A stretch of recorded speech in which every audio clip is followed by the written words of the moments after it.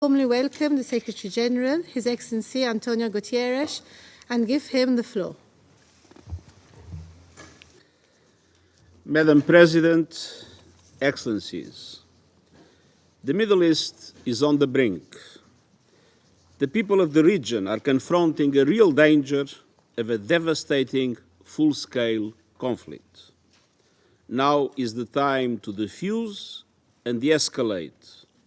Now is the time for maximum restraint. This emergency session has been convened upon an urgent request by the permanent representative of Israel, who noted in his letter dated 13 April to the President of the Security Council that Iran had launched, and I quote, a direct attack from within its territory of more than 200 UAVs, cruise missiles, and ballistic missiles towards Israel in clear violation of the UN Charter and international law, end quote. Yesterday, the permanent representative of the Islamic Republic of Iran also addressed a letter to the President of the Security Council stating that, and I quote, in the late hours of 13 April 2024, the Islamic Republic of Iran carried out a series of military strikes on Israeli military objectives, end quote. He stated that the action was taken, and I quote, in the exercise of Iran's inherent right to self-defense, as outlined in Article 51 of the Charter of the United Nations, and in response to the Israeli recurring military aggressions, particularly its armed attack on 1 April 2024 against Iranian diplomatic premises, end quote. According to the latest reports, Iran launched hundreds of drones and missiles from its territory towards Israel, with most intercepted. Several missiles reportedly struck within Israeli territory, one of which damaged an Israeli military facility in the south of the country, and overall, a few civilians were injured.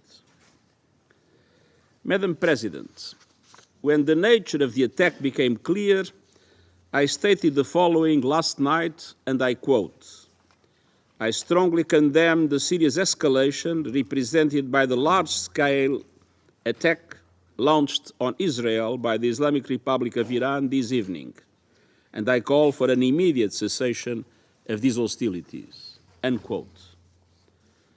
I remind all member states that the Charter of the United Nations prohibits the use of force against the territorial integrity or political independence of any state, or in any other manner inconsistent with the purposes of the United Nations. Furthermore, the principle of inviolability of diplomatic and consular premises and personnel must be respected in all cases, in accordance with international law, as I stated when condemning the 1 April attack on the Iranian consulate in Damascus. Madam President, it's time to step back from the brink. It's vital to avoid any action that could lead to major military confrontations on multiple fronts in the Middle East. Civilians are already bearing the brunt and paying the highest price. And we have a shared responsibility to actively engage all parties concerned to prevent further escalation. As the Friendly Relations Declaration of 1970 states, acts of reprisal involving the use of force are barred under international law. We have a shared responsibility to secure an immediate humanitarian ceasefire in Gaza, the immediate and unconditional release of all hostages, and the unimpeded delivery of humanitarian aid. We have a shared responsibility to stop violence in the occupied West Bank, de-escalate the situation along the Blue Line, and re-establish safe navigation in the Red Sea. We have a shared responsibility to work for peace.